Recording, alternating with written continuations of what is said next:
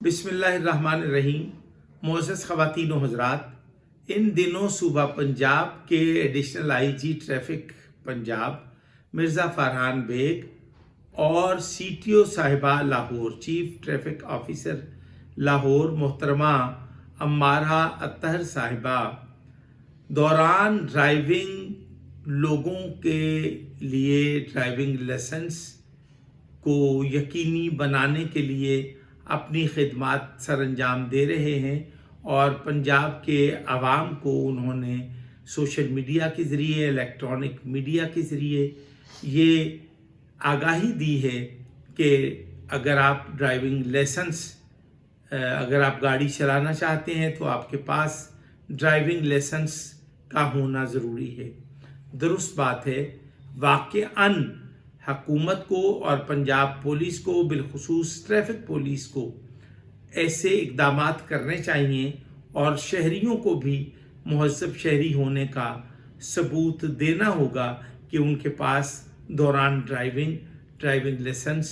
موجود ہے، اور اسی لیے حکومت کی طرف سے، ٹریفک پولیس پنجاب کی طرف سے شہریوں کے لیے ڈرائیونگ لائسنس کا حصول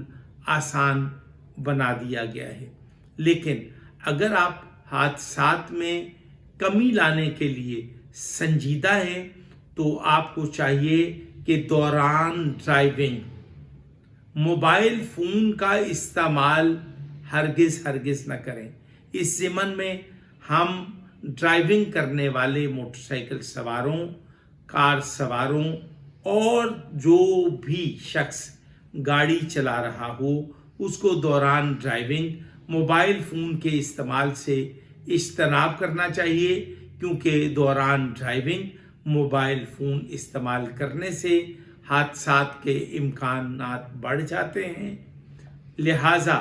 میں سمجھتا ہوں ٹریفک افسران کو، ٹریفک پولیس کو اس بابت بھی غور کرنا ہے کہ وہ دوران ڈرائیونگ موبائل فون استعمال کرنے والے اشخاص کو کسی صورت کوئی رعایت نہ دیں۔ میں سمجھتا ہوں کہ اگر بغیر ڈرائیونگ لائسنس کے گاڑی چلانے والے افراد کے خلاف مقدمات قائم ہو سکتے ہیں، وہ جیل کی ہوا کھا سکتے ہیں، تو میں سمجھتا ہوں بالکل اسی طرح دوران ڈرائیونگ موبائل فون استعمال کرنے والے افراد کے خلاف بھی سختی سے عمل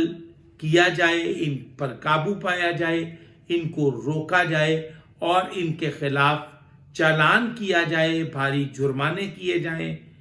ورنہ میں سمجھتا ہوں کہ آئے روز